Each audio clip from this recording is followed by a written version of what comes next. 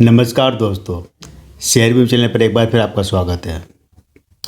दोस्तों, जब भी आप किसी सेक्टर में अगर इन्वेस्टमेंट करते हैं तो उससे जुड़ी सभी कंपनियों के बारे में आपको जानकारी होना चाहिए, क्योंकि आप छोटी छोटी इन कंपनियों में अगर इन्वेस्टमेंट करते हैं तो आपको अच्छा खासा फ़ायदा मिल सकता है। मैंने पिछले दिन आपको बताया था कि कार बनाने में वाली कंपनी है, जो ट्रैक्टर बनाने वाली कंपनियां हैं, उनके साथ जो ट्रैक्टर के जो पार्ट्स बनाती है, छोटे छोटे पार्ट्स, ब्रेक वगैरह, ये छोटे छोटे पार्ट्स बनाने वाली कंपनियां, उनके शेयरों में अच्छा खासा मुनाफा मिल सकता है।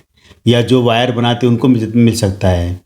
ऐसे एक और सेक्टर है जो रियल एस्टेट के नाम से जाना जाता है, जिसमें बिल्डिंग है, टाउनशिप है, मकान है, इस तरह की चीज़ें बनाई जाती है। या फिर देखे जाते हैं जो कंस्ट्रक्शन से जुड़ी कंपनियां हैं। अब हम सोचें कि अगर बड़े बड़े बिल्डर के हम अगर शेयर खरीदेंगे तो बहुत महंगे पड़ेंगे, लेकिन इन बिल्डर के साथ जुड़ी जो कंपनियां, क्या होता है कि जब भी कोई अगर टाउनशिप खड़ी होती, बिल्डर का कोई मकान बनाता है या बहुत बड़े बड़े लेवल पर काम होता है, तो वहाँ पर जो प्रोडक्ट जो जो भी प्रोजेक्ट होता है उसमें कई तरह के आइटम यूज़ होते हैं। जैसे सीमेंट होता है, सरिया होता है, टाइल होती है, ईंट होती है। इसके अलावा बाथरूम फिटिंग के नल वगैरह होते हैं, लाइट होते हैं, और तमाम तरह की जो चीज़ें, प्लास्टिक के पाइप वगैरह की जितनी चीज़ें लगती है, हज़ारों तरह की चीज़ें लगती है। जैसे कार बनाने में हज़ारों तरह की चीज़ें लगती है, ऐसे भी एक बिल्डिंग बनाने में हज़ारों चीज़ें लगती है। और जब भी रियल एस्टेट में बूम आएगा, तेज़ी आएगी, तो आपको केवल न केवल उस कंपनी के जिसके बड़े बड़े बिल्डर के नाम, बल्कि इन छोटी मोटी कंपनियाँ जो कि इससे जुड़ी हुई है, उसमें भी आपको अच्छा खासा रिटर्न मिल सकता है।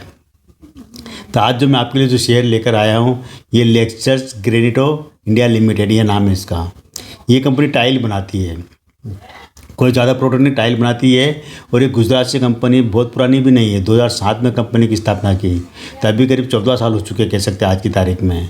तो 2007 से इन्होंने स्टार्ट की थी कंपनी, और 2017 में शेयर मार्केट में लिस्ट हुआ था शेयर।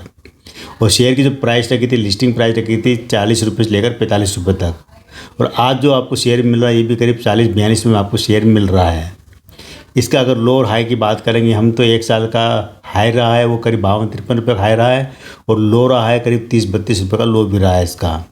लेकिन पूरे 2000 जब से 2017 में लिस्ट हुई तब से अब तक अगर देखे जाए तो इसका जो हाई रहा है वो रहा है 135 रुपये का भी हाई रहा है, 137 रुपये के आसपास।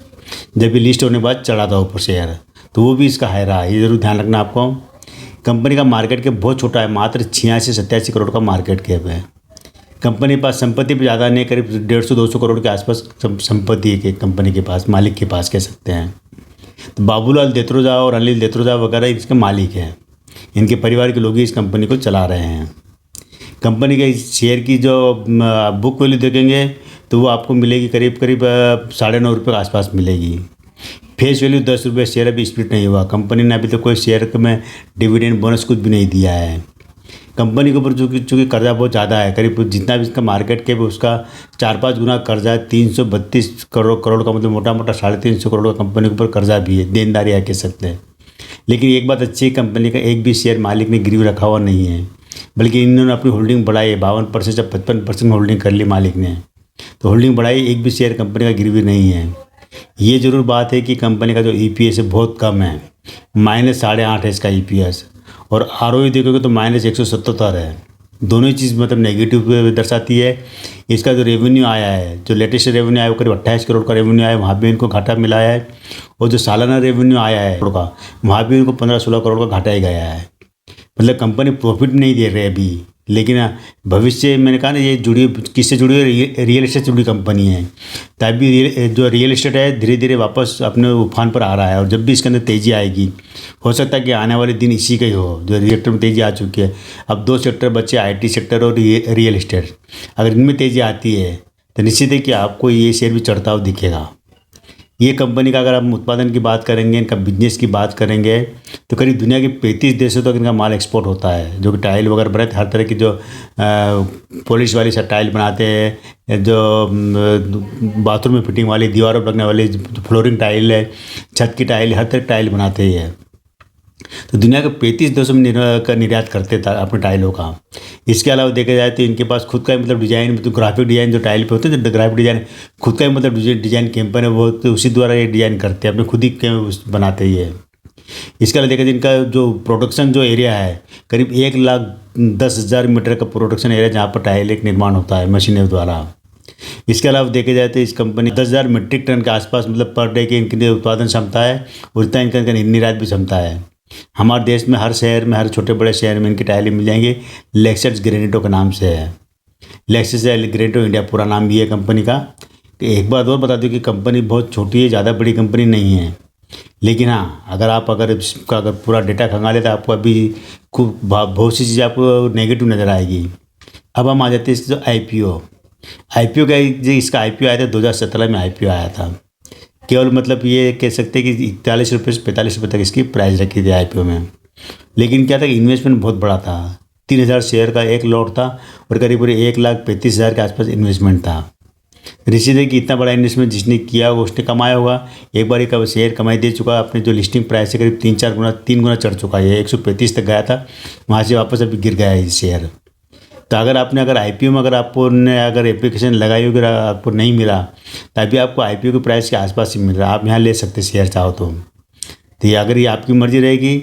लेकिन ये इसका आईपीओ कह सकते हैं कि बहुत उछाल वाला नहीं रहा। बहुत जो एवरेज जो प्राइस रखी थी उसके आसपास लिस्ट हुआ था। करीब ये 45 रुपये प्राइस रखी थी और 53 रुपये के आसपास ये शेयर मार्केट में लिस्ट हुआ था। लेकिन 53 रुपये के बाद में फिर ये कुछ नीचे आया और उसके बाद चढ़ता चढ़ता वापस 135 तक गए। लेकिन वहाँ पर टिकने में मुनाफा वसूली हो गई, और मुनाफा वसूली में जो भी बड़े बड़े इसके अंदर इन्वेस्टर थे वो निकल गए। अब मालिक के पास अच्छी होल्डिंग पड़ी है। कुछ होल्डिंग इसके अंदर मतलब एफआईएस की है, बाकी डीआईएस की होल्डिंग है, पब्लिक की होल्डिंग है। तो अभी म्यूचुअल फंड वगैरह की होल्डिंग्स में नज़र नहीं आई मेरे को। लेकिन कह सकते हैं आने वाले दिनों में आपको एक अच्छा रिटर्न देने वाली कंपनी बन सकती है। हालांकि ये बात ज़रूर कह सकता हूँ कि टाइल बनाने वाली कंपनियाँ हमारे देश में बहुत कंपनियाँ जो कजारिया वगैरह बड़े बड़े नामी गिरामी नाम है। लेकिन ये भी एक ब्रांड है, अच्छा ब्रांड है। तो आगे वाले दिनों में आपको ज़रूर कुछ मुनाफा मिल सकता है। निवेश करना ना करना आपकी मर्जी रहेगी। मेरी तरफ से कोई फोर्स नहीं है। कंपनी की जानकारी आपको दे दी है और शेयर के बारे में आपको बता दिया मैंने। जो भी डेटा इसका पता था वो सारी जानकारी दे दी है। तो आज के दोस्तों इतना ही। कल फिर मिलते हैं मैं एक नए वीडियो के साथ, नई जानकारी के साथ। तब तक मेरे चैनल पर बने रहिए, शेयर कीजिए, सब्सक्राइब कीजिए। थैंक यू दोस्तों।